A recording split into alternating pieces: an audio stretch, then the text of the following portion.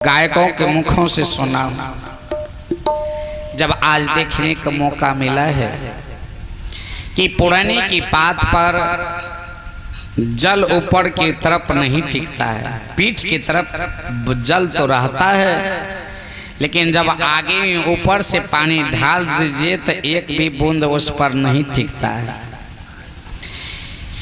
संतों की इशारा है कि जिस तरह पुरानी की बात पर पानी नहीं टिकता है, उसी तरह हम लोग भी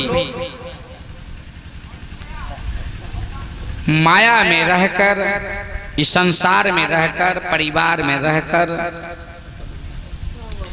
उसी पुरानी की बात तरह रहना चाहिए। इस पद में दिया है जगत पीठ दे भाग रे। इस पद की अंतिम कड़ी में है जगत पीठ दे भाग रे, मेरी सुरती सुहागिन जाग रे। अब पीठ देकर भागने का क्या अर्थ होता है मैं समझ नहीं पा रहा था, लेकिन आज समझ में आया है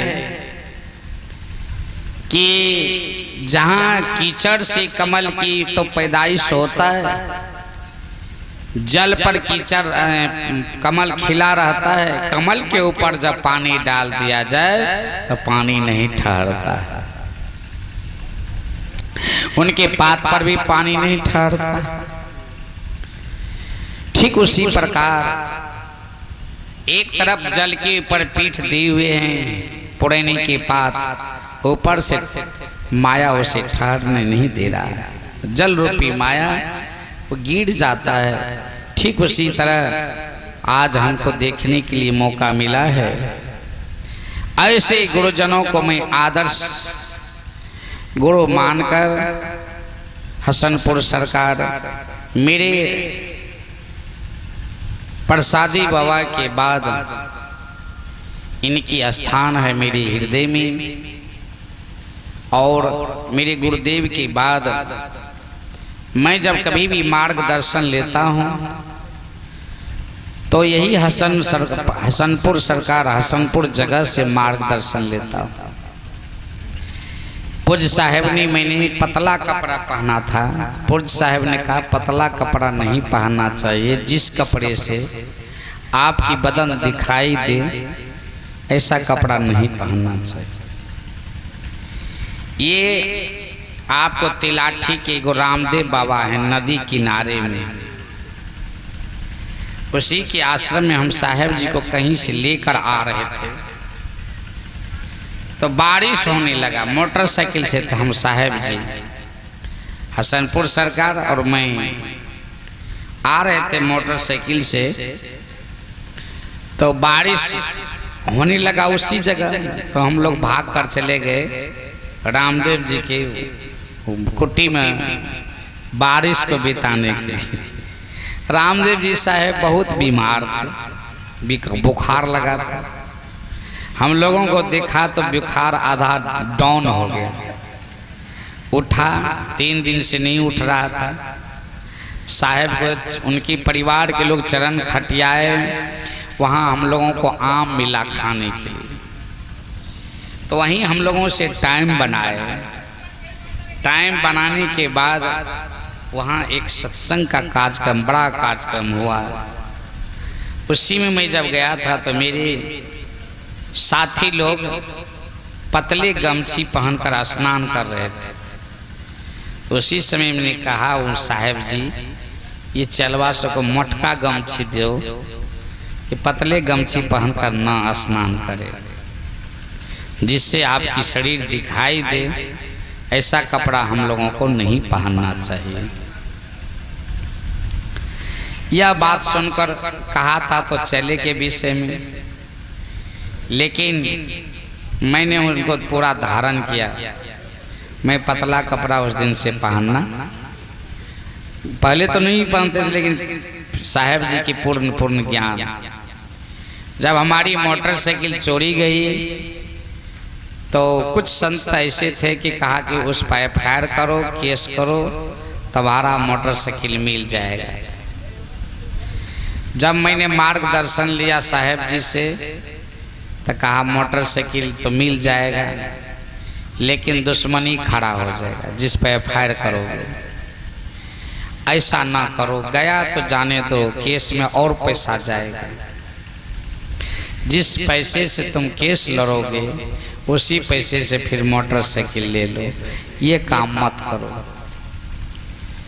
ये तो गुरुजनों का हमेशा रहता है कि अपने शिष्य को बचाव करें, और बचाव करने में हमेशा गुरु लगा रहता है। कोई माता पिता गुरुजन ऐसा नहीं सोचता है कि हमारा शिष्य का अनहित हो जाए। कोई नहीं चाहता है कि मेरे आँख में कीड़ी आ जाए, कीड़ा पड़ जाए। कोई नहीं चाहता है कि मेरा स्वास्थ्य खराब हो जाए। कोई नहीं चाहता है कि मेरे रहते मेरा बेटा मर जाए।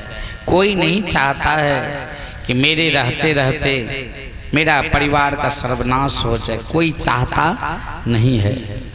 क्या नहीं, मेरे नहीं चाहने से प्रकृति काम करेगा, धूल उड़ेगा।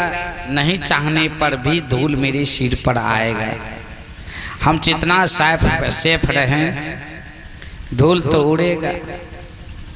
आप चाहे जितना सेफ से रहें तो आंख में धूल जाएगा, क्योंकि धूल से कहीं हम लोग नहीं हैं।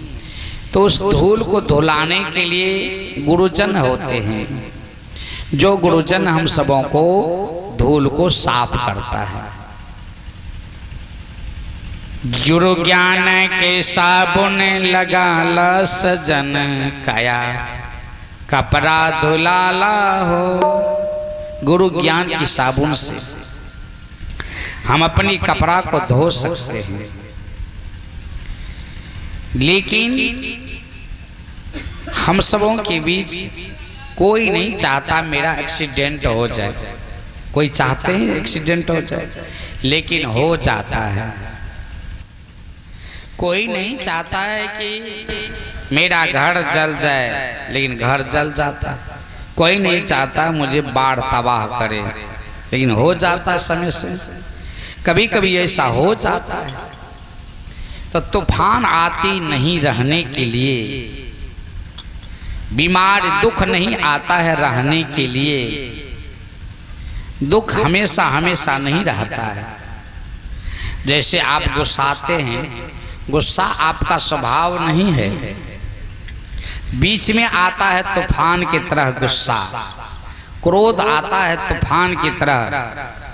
उसको बढ़िया से हम देखते रहें। वो देखते देखते एक दिन वो जो है तूफान एक दिन नम्न हो जाएगा। तूफान एक दिन नम्न हो जाएगा। चुमेगी धरती को आकाश। जिस दिन आदमी आदमी हो जाएगा।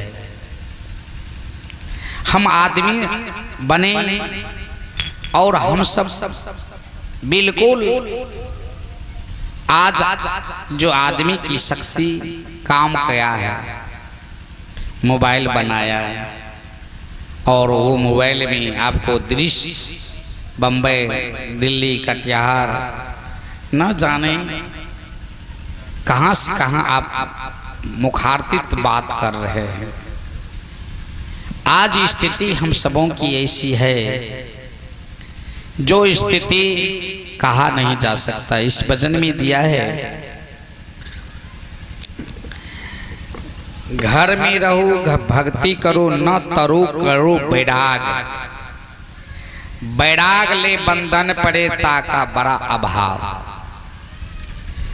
बैराग लेकर यदि हम बंधन में पड़े हैं तो बहुत बड़ा अभाव है। इसलिए हम घर में रहें, भक्ति करें। तरने के लिए ना बैराग की जरूरत है, ऐसी बैराग आज देख रहा हूँ। मैं किसी के मुंह से सुना था निर्मोही राजा के विषय में। आज वो देखा जाए तो हसनपुर आश्रम में दिखाई दे रहा है। कोई कहता है कहना और जीवन में उतार लेना, ये सबसे बड़ी महत्व रखता है। हम सत्संग कितना दूर सुने, हमने सत्संग को कितना बांटा, कितना हमने सत्संग की व्याख्या की, मतलब इस बात से नहीं है। मतलब तो इस बात से है कि सत्संग हमारे दिमाग में कितना बैठा।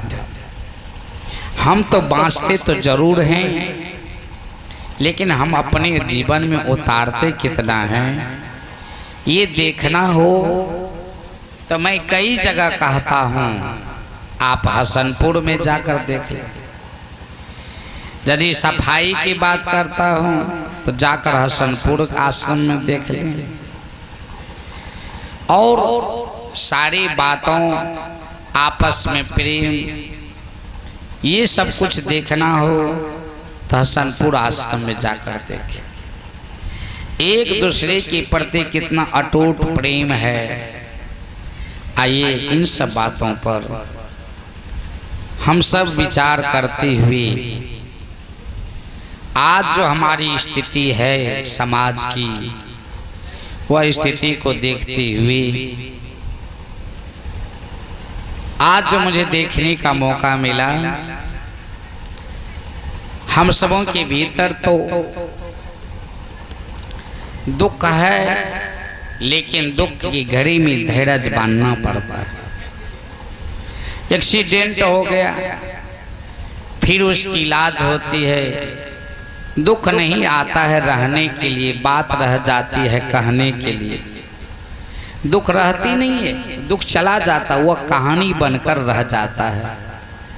आइए ई पद के बाद हम महानंद जी को हारमोनियम देंगे। इनकी तो सामने मुझे डर लगता है हारमोनियम बजाते, लेकिन ये नहीं रहते हैं तो मुझे मजबूर में मैं बजाता हूँ। मेरी आदत नहीं है हारमोनियम बजाकर गाने का, मैं तो डफली बजाकर